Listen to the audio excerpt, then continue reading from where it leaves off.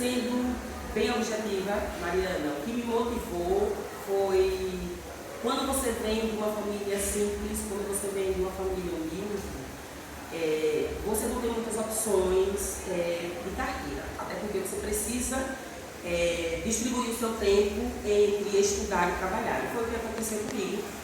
Então, o mercado de trabalho naquele momento era mais propício que eu fizesse, que a minha formação fosse no mundo da pedagogia. E aí eu comecei a fazer pedagogia, depois migrei para letras, português e inglês. E depois que eu migrei, eu percebi que eu me identifiquei, sabe, Mara? Na verdade, foi uma descoberta feliz. E, na verdade, o que me motivou mesmo foram as circunstâncias familiares e econômicas, claro, geográficas também. Então, eu levo em consideração, nesse momento, as opções que eu tinha naquele momento da minha vida, naquele contexto. Há quantos anos você é formada e quando começou a exercer a sua formação? Eu concluí a minha formação em 2007, mas eu comecei a lecionar, porque eu sou natural de Santa Luzia do Itaí. Então, assim que eu terminei o ensino médio, como eu falei anteriormente, tinha mercado, tinha trabalho, só que aí eu iniciei contrato, acho que foi antes de 2000. E aí, quando foi 2000, oficialmente, eu passei no concurso do município de Santa Luzia, e de lá para cá, eu passei no concurso de instância, e depois passei no concurso do Estado. Então, de 2000 para cá, como eu passei em instância e eu moro em instância, então eu optei por ficar em instância e ficar também nas escolas do Estado. E aí eu abdiquei de Santa Luzia do Itaí. Então, levando em consideração esse período, nós temos, se eu comecei em 2000, nós temos 23 anos aí de experiência. Quais habilidades e estratégias que você usa em sala de aula? Você costuma usar aparelhos tecnológicos em sua sala de aula? Boa pergunta. Sobre essa questão de tecnologias didáticas, eu gostaria de fazer um adendo, porque é o seguinte: entre o que você quer e o que o aluno precisa e o que você aplica em sala de aula, existe praticamente realidades totalmente diferentes. Por exemplo, nós sabemos que os ambientes digitais são excelentes como ferramentas de aprendizagem, né? A música, por exemplo, se tratando de língua inglesa, a música é um excelente instrumento de metodologia para você trabalhar em sala de aula. Mas nós nos deparamos, normalmente, nas esferas públicas, com realidades que não nos dão esse direito. Por exemplo, Mário, você quer trazer um trabalho para usar com DataShow. Nem sempre a escola tem estrutura para isso. Então, dentro do que o professor tem, do que é proposto enquanto estrutura, em especial física, a gente tenta ao máximo fazer essas adaptações, mas infelizmente a realidade do que a gente tem, por exemplo, numa escola de idioma, que você trabalha as 4 habilidades, por exemplo, e a realidade de sala de aula é completamente diferente, infelizmente. Então, digamos que de 0 a 100, o que o professor consegue inserir de metodologias didáticas, de coisas que nós consideraríamos essenciais, nós digamos que nós conseguimos trazer uma média de 30%.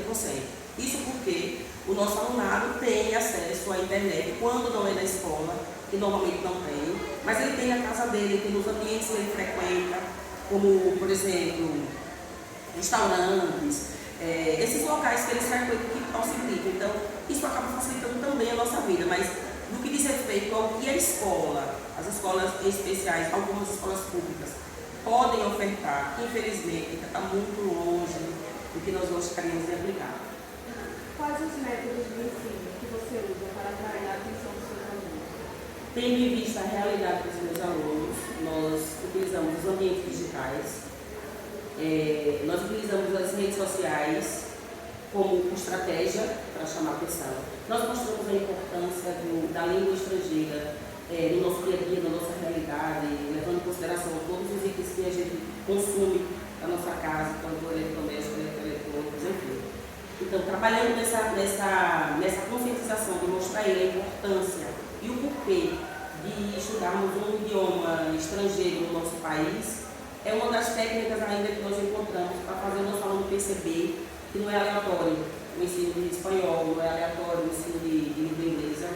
Então, a gente tenta encontrar no aluno as os instrumentos que ele já tem para que sirva de suporte para a gente chegar até eles, acessar o universo dele. Por exemplo, em se tratando de língua inglesa, né? Eu vou levar para a língua inglesa. Então, nós temos a questão da aquisição cultural de outros países, nós temos os ambientes digitais que normalmente trazem uma linguagem que não é do nosso idioma. Nós usamos essas próprias redes sociais, que é um local que eles acessam, frequentam e passam muito tempo, para utilizar essas redes sociais ao nosso favor. Então, por exemplo, se a gente for fazer uma exposição, um trabalho, a gente organiza um grupo, o aluno vai postar, ele vai comentar isso, tratando de língua inglesa, vai comentar em inglês, vai expor alternativas, vai acessar outros links que vão acessar outros universos para que aquela aquisição cultural não seja limitada. Então, na verdade, a gente utiliza a rede social como uma forma de não proibir uma coisa que eles gostam de fazer, até porque, no sentido de bens culturais, infelizmente, nós não temos muitas opções para a clientela de alunos financeiramente privilegiada. Então, a gente usa o que eles têm, que são as redes sociais básicas do dia a dia, esses ambientes digitais que eles não querem deixar de estar.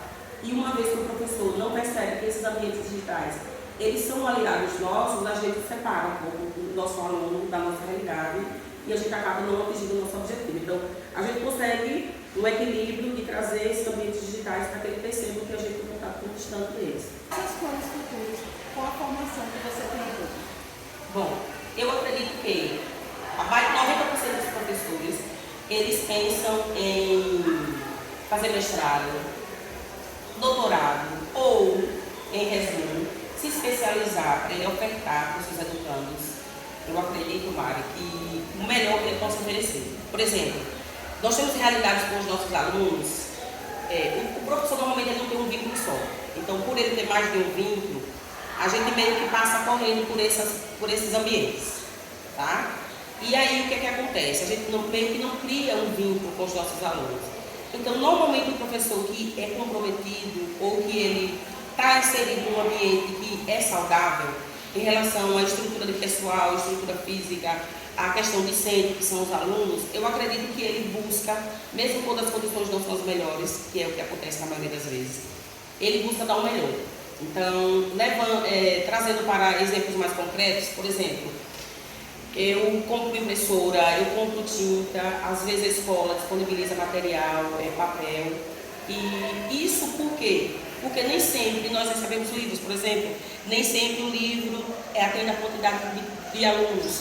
Então, com base nessa realidade, a gente consegue, da forma mais, como eu poderia dizer, humana possível, trazer para o nosso alunado que nós gostaríamos de ter tido quando nós éramos garotinhas, quando nós estávamos em sala de aula.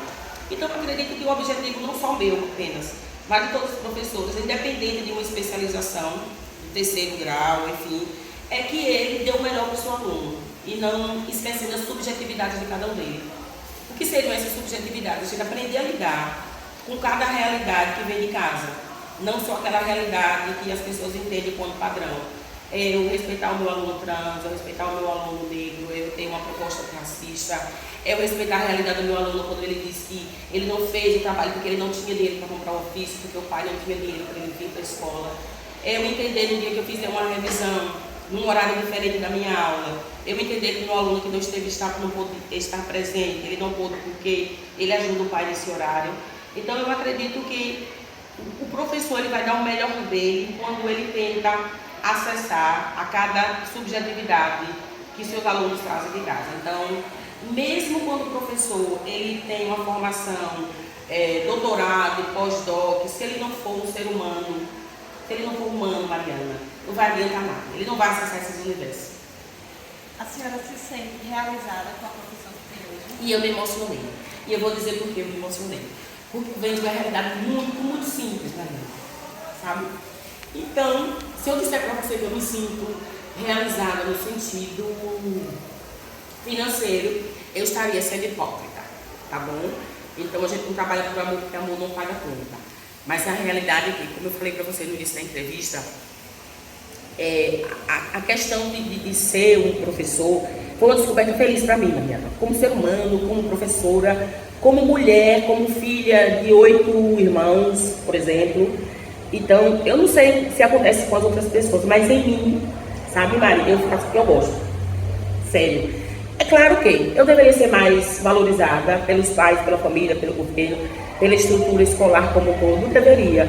Mas se eu pensar só nisso, eu não vou fazer um bom trabalho quando eu chegar aqui, Maria. Entendeu? Então, em termos gerais, eu posso dizer sim que eu sou uma pessoa feliz, porque mesmo quando eu reconheço que os dias são difíceis, eu reconheço também e identifico que eu faço o que eu gosto. Então isso faz toda a diferença. Certo, Maria? Ok, professora. Cheio, coisa rica. Olha eu emocionada, ó. Mas vale, tá valendo.